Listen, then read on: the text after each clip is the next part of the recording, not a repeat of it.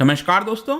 आपने कल देखा होगा कि कर्नाटका हाईकोर्ट का एक काफी इंपॉर्टेंट जजमेंट आया था जिसका इम्पैक्ट आगे आने वाले फ्यूचर में हो सकता है, कई सारे जजमेंट्स में देखने को मिल सकता है।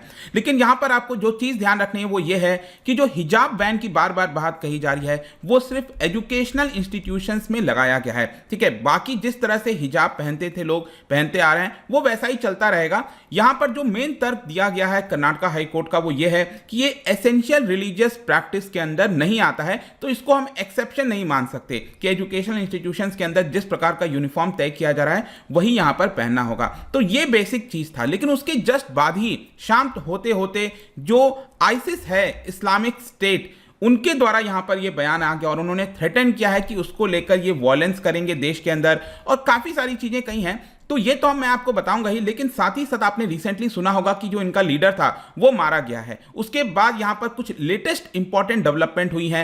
हो क्या रहा है एग्जैक्टली इस्लामिक स्टेट का, क्योंकि आपने सुना होगा कि इनका जो एरिया था वो ऑलमोस्ट खत्म हो गया है। तो आगे फ्यूचर में क्या है, क्या ये कुछ कर सकते हैं, सब कुछ देखेंगे। चलिए आगे बढ़ते हैं, लेकिन उसके पहले ध्यान रखना है, अगर आप स्टडी IQ पर कोई भी कोर्स परचेस करते हैं, चाहे यूपीएससी हो, जुडिशरी, बैंकिंग या फिर लेटेस्ट स्टॉक मार्केट का course, simply use this code Ankit 33, क्योंकि इसके माध्यम से आपको जो मैक्सिमम 33% का डिस्काउंट है वो मिलता है। साथ ही साथ अगर आप एमसीक्यूज अटेम्प्ट करना चाहते हैं तो मेरे इंस्टा पेज पर जा सकते हैं, वहां पर स्टोरीज में जितने भी एमसीक्यूज हैं वो आप अटेम्प्ट कर पाएंगे। चलिए यहाँ पर सबसे पहले हम देखेंगे एग्जैक्टली हो क्या रहा है। देखिए, इस्लामिक स्टेट के द्वारा ये जो टेरर ग्रुप है उनके द्वारा जब भी कोई बयान दिया जाना होता है तो वो एक प्रोपेगेंडा मैगजीन चलाते हैं जिसको कहा जाता है वॉइस ऑफ हिंद, ठीक है। वॉइस ऑफ हिंद के अंदर यहां पर कर्नाटका हिजाब कंट्रोवर्सी को लेकर ये टेररिस्ट ग्रुप ने यहां पर कुछ बयान दिया और बेसिकली उन्होंने यहां पर ये कहा है कि बीजेपी ने प्लान किया है ये पूरा डिस्क्रिमिनेटरी बैन ऑन हिजाब, ताकि जो मुस्लिम वुमेन है, महिलाएं हैं, उनको ह्यूमिलेट किया जा सके। इस तरह के बहुत सारे बयान देखने को मिलेंगे।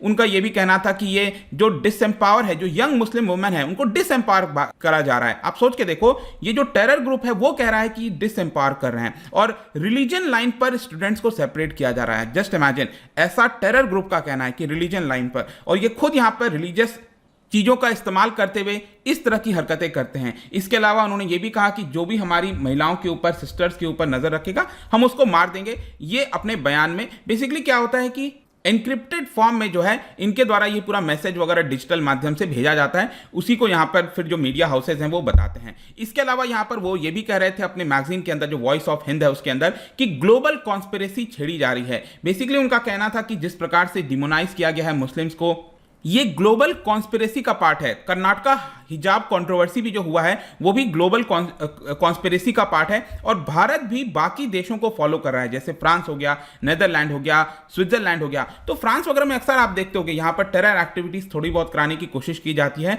तो कहीं ना कहीं ये इंडिकेशन उनके द्वारा ये दिया जा रहा है कि भारत भी क्योंकि इन देशों को फॉलो कर रहा है ताकि मुस्लिम महिलाओं को नीचे दिखाया जा सके, इसकी वजह से हम भी उनके ऊपर अटैक कर सकते हैं, भारत के ऊपर कर सकते हैं। और बेसिकली उनका तर्क यह है कि जो पूरा विश्व है, जो पूरे विश्व की पॉलिटिक्स है, उन्होंने अपनी जो बंदूक है वो मुस्लिम कम्युनिटी के ऊपर यहां पर रख दी है ताकि एक कॉमन एनिमी बनाया जा सके मुस्लिम लोगों को। तो ये प्रोपेगेंडा चलाया जा रहा है, ऐसा ये जो टेरर ग्रुप है वो कह रहा है अपने वॉइस ऑफ हिंद में।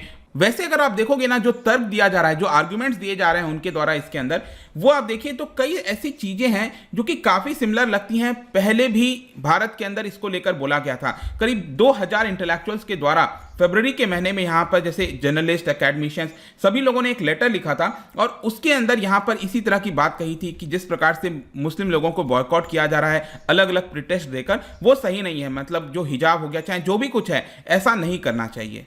तो देखिए यहां पर जो मेन मुद्दा है ना, जिस चीज पर मैं आपको लाना चाहता हूं, देखिए वो तो टेरर ग्रुप है, जो चाहे वो कह सकता है, उसका क्या कर सकते हैं। लेकिन यहां पर जिस मुद्दे पर मैं आपको लेकर आना चाहता हूं, बेसिकली वो थोड़ा लुभाने की कोशिश कर रहे हैं। अगेन उनका मेन मकसद क्या होता है कि अपना जो आइडियोलॉजी है उसको देश के पूरे विश्व के कोने कोने पर ले जाया जाए ताकि वो लोग ज्यादा से ज्यादा लोगों को रिक्रूट कर सके, ज्यादा से ज्यादा फंडिंग आ सके। यही इनका मॉडस ऑपरेंडी होता है। और इसीलिए आप देखोगे ना, तो उन्होंने अपने वॉइस ऑफ हिंद में ये कहा है कि मुस्लिम नीड टू अंडरस्टैंड कि जो कैलिफेट है वही यहां पर उनको प्रोटेक्ट कर सकता है, जो वुमेन के राइट्स हैं उन्हीं को प्रोटेक्ट करता है, सिर्फ कैलिफेट कर सकता है। कैलिफेट क्या होता है? बेसिकली इनके द्वारा जो एरिया है जो गवर्न किया जा रहा था उसी को आप कैलिफेट कह सकते हो, और जो इसको गवर्न करता है, जो चीफ होता है, उसको कैलिफ कहा जाता है, राइट। तो एक डिसिप्लिन और कलेक्टिव स्ट्रगल जो है वही इस्लामिक रूल को एस्टैब्लिश कर पाएगा।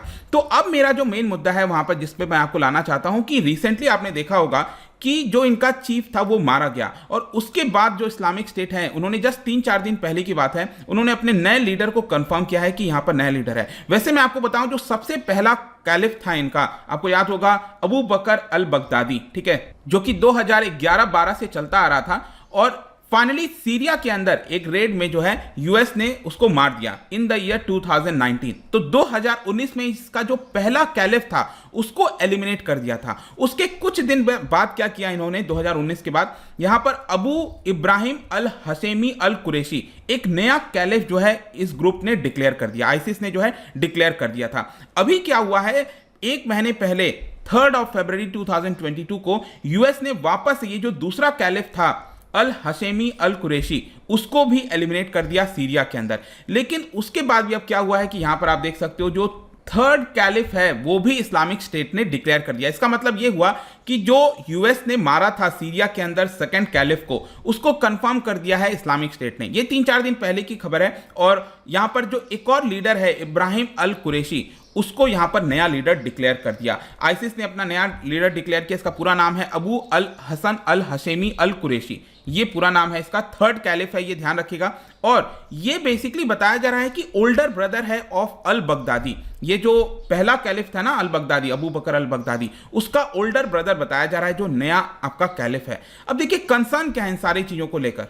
तो कंसर्न बेसिकली यहां पर प्रॉब्लम क्या है कि जो ट्रेजेक्ट्री अगर आप देखोगे इस ग्रुप का, Islamic state of Iraq and Syria का, तो इनका जो सो कॉल्ड कैलिफ था वो तो लॉस कर चुके हैं ये, क्योंकि अगेन यहां पर इस मैप में आप देख सकते हो ये है आपका इराक, ये है आपका सीरिया। तो जब ये अपने पीक पर थे, मतलब कि 2014-15 में आप देखिए काफी बड़ा एरिया ये कैप्चर कर रखे थे, और इसी एरिया को ये कैलिफेट बोलते थे और रूल किया जाता था कैलिफ के द्वारा। लेकिन धीरे धीरे अब रिसेंटली अब ऑलमोस्ट खत्म हो चुका है, कहीं कहीं पर ही आपको ये देखने को मिलेगा। तो एक तो इनका जो पूरा एरिया है वो चला गया, फिर जो 2 कैलिफ हैं वो ऑलरेडी लूज कर चुके हैं। तो यहां पर हमें यह लगना चाहिए था कि ये खत्म हो जाएंगे। प्रॉब्लम क्या है यहां पर कि ये अभी भी काफी बड़ा रिस्क पोसेस करते हैं, सिर्फ उस रीजन के लिए नहीं, पूरे विश्व के लिए। मैं आपको एक एक करके बताता हूं। आईसिस ने अपना जो प्लान है, मॉडस ऑपरेंडी है, उसको इसी रीजन में ना रखकर बाकी जगहों पर भी फैलाने की कोशिश की है। जैसे कि फिलीपींस हो गया, इंडोनेशिया हो गया, श्रीलंका हो गया, वहां पर कई सारे एक्सटर्नल अटैक करवाए हैं ताकि जो उनका एजेंडा है, जो उनका प्रोपेगेंडा है, वो बाकी के मुस्लिम्स लोग फॉलो करें। और इसीलिए कई बार यूरोप में भी आपने देखा होगा कई सारे अटैक कराने की कोशिश की जाती है। और इस तरह से आप मैप में भी देख सकते हो कि अफ्रीका के अंदर काफी बड़ी मात्रा में जो अलग अलग जगह हैं, छोटी छोटी मात्रा में आईसिस का रूप आपको देखने को मिलेगा। तो ये वहां से सिमट कर अलग अलग जगह फैलने लग गया है। और सीरिया और इराक में भी आप देखोगे ना, जो इसका कोर बेस है वो कहीं ना कहीं आज भी मौजूद है। इनके पास still there are tens of millions of dollars अभी भी पड़े हुए हैं, अभी भी रेगुलर सोर्स ऑफ रेवेन्यू इनके पास आता है। और जो प्रोविंसेस हैं बियॉन्ड इराक एंड सीरिया, वो इंडिपेंडेंट लोकल ग्रुप्स हैं। अब होता क्या है कि यहां पर अफ्रीका के अंदर कुछ लोकल ग्रुप्स ने अपना एक टेरर रिलेटेड कोई चीजें बना लिया, ग्रुप बना लिया, और वो लोग क्या करते हैं कि अपने आप को आईसिस से रिलेट कर देते हैं। क्यों आईसिस से रिलेट करते हैं? क्योंकि आईसिस अपने आप में एक ब्रांड नेम टाइप का हो गया है, जिसकी वजह से ये जो इंडिपेंडेंट लोकल ग्रुप्स है ना, उनको रिक्रूट करने में आसानी हो जाती है। अपने आप को क्योंकि एलिजेंस दे दिया कि हम आईसिस से जुड़े हुए हैं, ऑल्दो वो अपने आप में इंडिपेंडेंट है, लेकिन वो कह देते हैं कि हम आईसिस से जुड़े हुए हैं, जिसकी वजह से उनको अगेन यहां पर जो रिक्रूटमेंट का प्रोसेस है उसमें आसानी मिल जाती है, और फंडिंग भी बड़ी मात्रा में इनको मिल जाता है। तो आईसिस जो प्रोपेगेंडा मशीन है, उन्होंने कई सारे जो अपॉर्चुनिस्टिक क्लेम्स हैं उसको यूटिलाइज करने की कोशिश की है, ताकि उनका जो झंडा है वो कहीं ना कहीं आज भी मौजूद रहे। ऑल्दो इनका काफी बड़ा जो एरिया है वो लूज कर चुके हैं, और कैलिफ भी 2 हट चुके हैं, अब थर्ड कैलिफ है यहाँ पर। अब क्वेश्चन आता है कि आगे क्या? देखो आगे थोड़ा सा कंसर्न बढ़ गया है। कंसर्न इसलिए बढ़ गया है कि सीरिया के अंदर स्पेशली अगर आप देखोगे ना, यहाँ पर सीरिया में इनको खत्म करने के लिए यूएस और रशिया काफी कोऑर्डिनेट करते थे पहले। अभी लेकिन क्या हो रहा है, यूक्रेन के अंदर जो भी कुछ हो रहा है, यूक्रेन रशिया का वॉर, उसकी वजह से इनके बीच का जो कोऑर्डिनेशन है सीरिया में, ऑब्वियस सी बात है उस पर बड़ा इंपैक्ट आएगा, और इसकी वजह से इनको एक अपॉर्चुनिटी मिल जाएगी इस्लामिक स्टेट को, और ये फर्दर अपने आप को एक्सपैंड करने की कोशिश करेंगे। तो ये एक बहुत बड़ा खतरा है, इस समय आपको समझने की आवश्यकता है। ऑन दी अदर हैंड आपको समझना है कि आईसिस जो है वो अपने नए कैलिफ को जब ये अनाउंस किए हैं तो काफी एनर्जाइज अपने आप को दिखाने की कोशिश कर रहे हैं। जैसे कि बताया जा रहा है कि जो नया कैलिफ है, older brother of al Baghdadi, he is moving across various part, जैसे इराक हो गया, सीरिया हो गया, टर्की हो गया, अलग अलग ग्रुप एक्टिविटीज करने की कोशिश कर रहा है। एंड पॉसिबली ये हो सकता है कि एक नया कम्युनिकेशन और जो ऑपरेशनल स्ट्रैटेजीज है वो इन लोगों के द्वारा बनाया जाए, जो कि आज के नए जियोपॉलिटिकल रियलिटीज जो हैं उसको नजर रखते हुए। आई होप कि आप समझ पा रहे होगे कि जिस प्रकार का कम्युनिकेशंस वगैरह चाहिए आज के जमाने में, कुछ वैसा ही ये लोग मॉडर्न टाइप्स का लाने की कोशिश करेंगे और ज्यादा से ज्यादा लोगों को जो है रिक्रूट करने की कोशिश करेंगे। और कई सारे एक्सटर्नल अटैक इनके द्वारा रेगुलर बेसिस पर कराए जाएंगे, ये अभी तक देखने को मिल रहा है। जैसे कि लोन वोल्फ जिहादी अटैक हो गया, वो सारी चीजें देखने को मिल सकती हैं। जैसे कि फॉर आप एक एग्जांपल ले लो ना, यहां पर Islamic state of Khorasan province, आपने देखा होगा ISKP इसको कहा जाता है। इन्होंने बड़ी मात्रा में जो फॉरेन फाइटर्स हैं, वो कहते हैं कि ये दे आर फॉरेन फाइटर्स, उनको रिक्रूट किया है उस रीजन में और बियॉन्ड रीजन में। और बेसिकली उन्होंने अफगानिस्तान के अंदर बड़ी मात्रा में अटैक करने की कोशिश की है, जो ISKP है। तो इनके और कई सारे ब्रांचेस जो हैं वो पॉसिबली हो सकता है कि इमर्ज हो और साउथ एशिया और कई रीजन्स में ये अटैक करने की कोशिश कर सकते हैं। तो यहां पर बेसिकली मैं यही कहना चाहता हूं कि भारत को सतर्कता बरतने की जरूरत है। अभी तक साफ बात है और अच्छी बात है कि हमारे देश में जो मुस्लिम्स हैं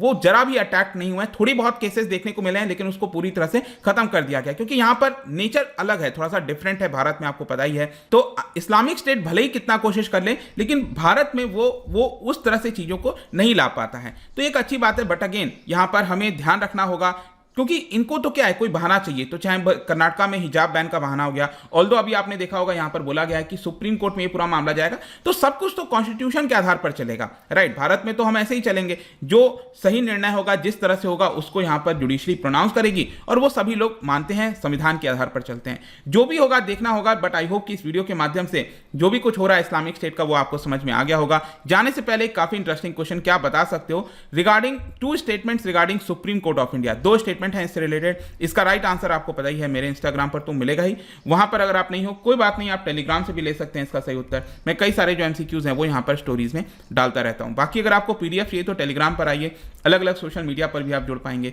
साथ ही साथ UPSC या फिर किसी भी एग्जाम की तैयारी कर रहे हैं, सिंपली यूज दिस कोड, क्योंकि यहां पर आपको मैक्सिमम डिस्काउंट मिलता है। आई होप की वीडियो आपको पसंद आया होगा। मिलता हूं आपसे next time. Till then, thank you very much, see you soon.